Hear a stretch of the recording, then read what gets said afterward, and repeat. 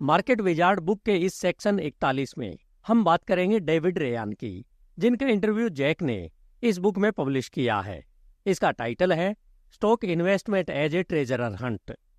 David Ryan कम price वाले stock खरीदने में विश्वास नहीं करते हैं, लेकिन हमेशा ऐसा नहीं होता था।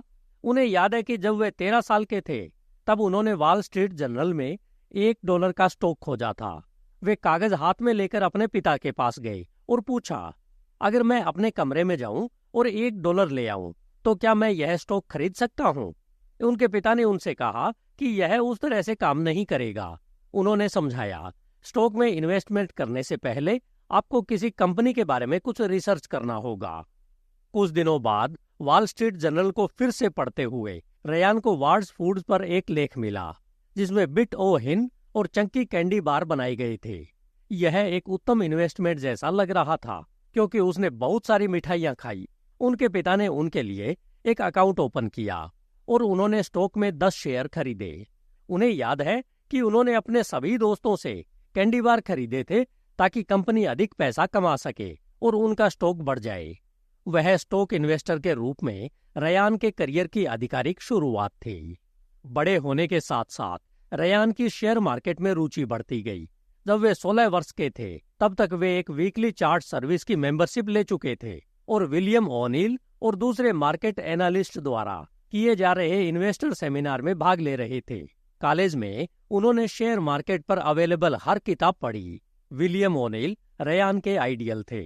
1982 में कॉलेज से ग्रेजुएट होने के बाद उन्होंने ओनील की कंपनी में नौकरी पाने का एफर्ट करने का डिसीजन लिया।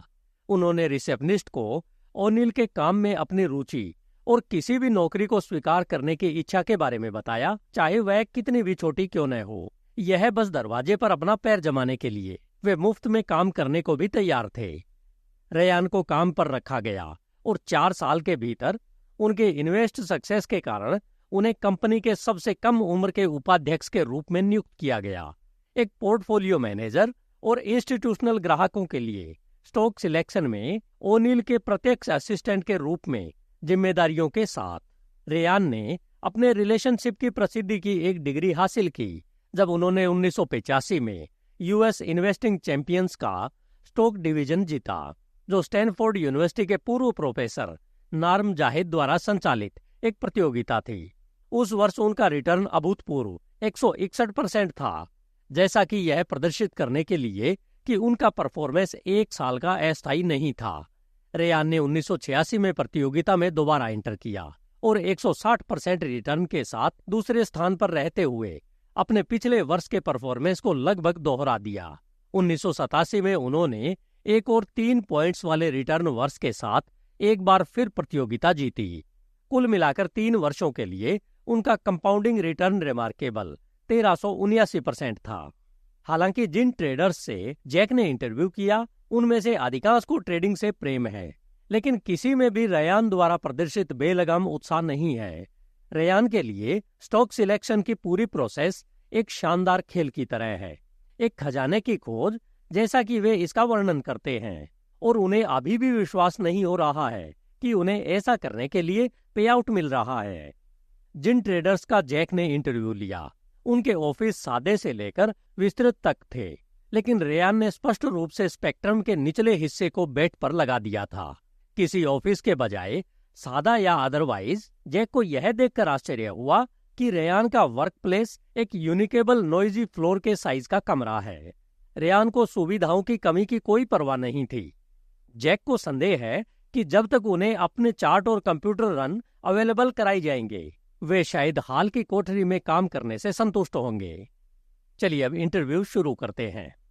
क्या विलियम ओनील एंड कंपनी में आपकी मूल नौकरी में कोई मार्केट एनालिसिस शामिल था? नहीं, लेकिन एक बार जब मैं अंदर गया तो मैंने बस पढ़ना शुरू कर दिया।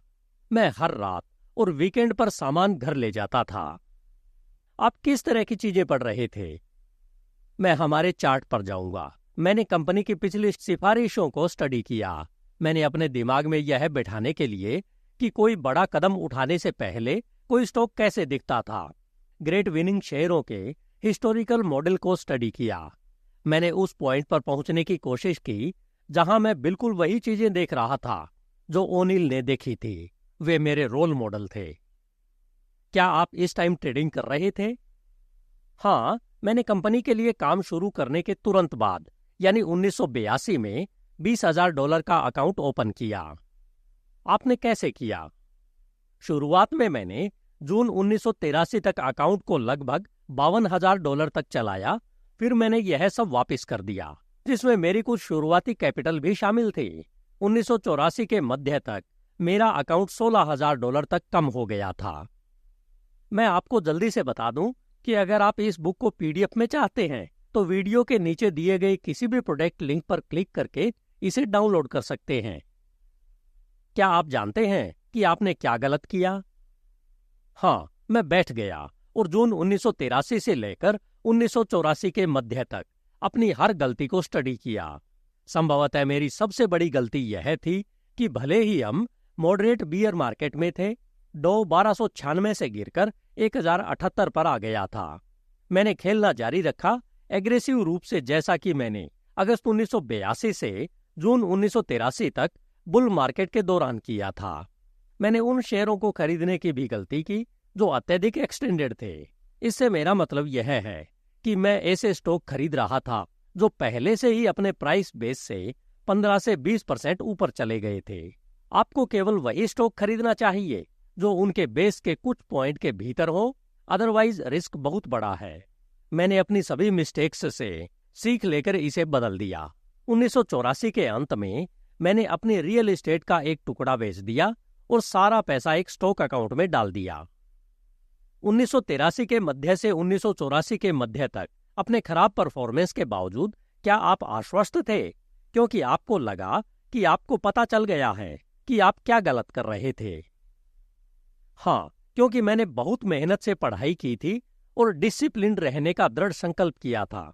मुझे लगा कि मैं बहुत अच्छा करूंगा, लेकिन 1985 में मैंने यूएस इन्वेस्ट चैंपियनशिप में एंटर किया। मैंने उस वर्ष 161% रिटर्न के साथ स्टॉक डिवीजन जीता। मैंने बाद के वर्षों में प्रतियोगिता में दोबारा भाग लिया और 1986 और 87 में भी 100% से अधिक रिटर्न हासिल किया। मैं बिल्कुल वही चीज बार बार कर रहा था। मैं स्टॉक खरीद रहा था, जबकि उनमें वे सभी खूबियां थी जो मुझे पसंद थी। इस वर्ष यानी मई 1988 में आप कैसे हैं? इस साल अब तक मैं नीचे हूं। हम एक अलग प्रकार के मार्केट में हैं। स्टॉक पिछले 3 वर्षों में उतनी तेजी से आगे नहीं बढ़ रहे हैं। मैं इस वर्ष बहुत कम अमाउंट के साथ खेल रहा हूं, क्योंकि मुझे लगता है कि बहुत अधिक पैसा कमाने की संभावना बहुत अधिक लिमिटेड है। आपने पहले बताया था कि कुछ टाइम के लिए आप मार्केट में मिलने वाली लगभग हर किताब पढ़ते हैं। आप शुरुआत करने वाले किसी ऐसे कंसर्न को कौन सी रीडिंग लिस्ट देंगे जो एक सक्सेसफुल स्टॉक ट्रेडर बनने के बारे में सीरियस है? लिस्ट की टॉप पर आवश्यक रीडिंग ओनिल की book how to make money in stocks है। एक और किताब जो अवश्य पढ़नी चाहिए वह है निकोलस डार्वस द्वारा लिखित how I made $2 million in the stock market. बहुत से लोग उस टॉपिक पर हंसते हैं, लेकिन इसे पढ़ने में मजा आता है और आप बहुत कुछ सीखते हैं। एक और किताब जिसकी मैं अनुशंसा करूंगा वह है एडविन लेफेवर की reminiscences of a stock operator. Livermore ने खुद एक बहुत अच्छी छोटी volume how to trade in stocks लिखी थी। क्या आप यहाँ कोई दूसरी और किताबों को भी रेफर करेंगे? इंडिविजुअल शेयरों में क्या देखना चाहिए, इस पर एक अच्छा लेख रिचर्ड लव द्वारा लिखित सुपर परफॉर्मेंस स्टॉक है। इस बुक में सभी टाइम के कुछ ग्रेटर्स विनर्स पर एक ग्रेट अध्ययन है। स्टॉक चुनने के बारे में एक और अच्छी बात केरमिट जीग और सुजाना एच जीग द्वारा लिखित ग्रोथ स्टॉक की प्रोफाइल है।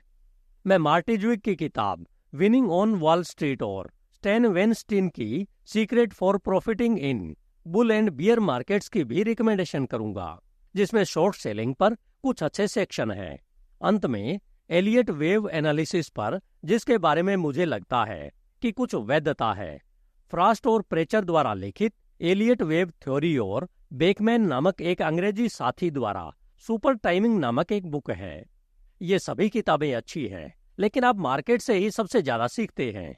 हर बार जब मैं कोई स्टॉक खरीदता हूं तो मैं उन कारणों को लिखता हूं कि मैंने इसे क्यों खरीदा। ऐसा करने से मेरे दिमाग में विनिंग स्टॉक की विशेषताओं को पुख्ता करने में मदद मिलती है। शायद इससे भी अधिक इम्पोर्टेंट बात यह है कि इससे मुझे अपनी मिस्टेक्स से सीखने में मदद मिलती है। तो अभी आपने इस बुक के सेक्शन को सुना। अगर आपको मेरा यह प्रयास पसंद आया हो तो इस चैनल को सब्सक्राइब करें, लाइक करें और अपने कम से कम 4 दोस्तों के साथ सोशल मीडिया पर शेयर अवश्य करें। धन्यवाद। HindiAudiobook.com। आपका दिन शुभ हो।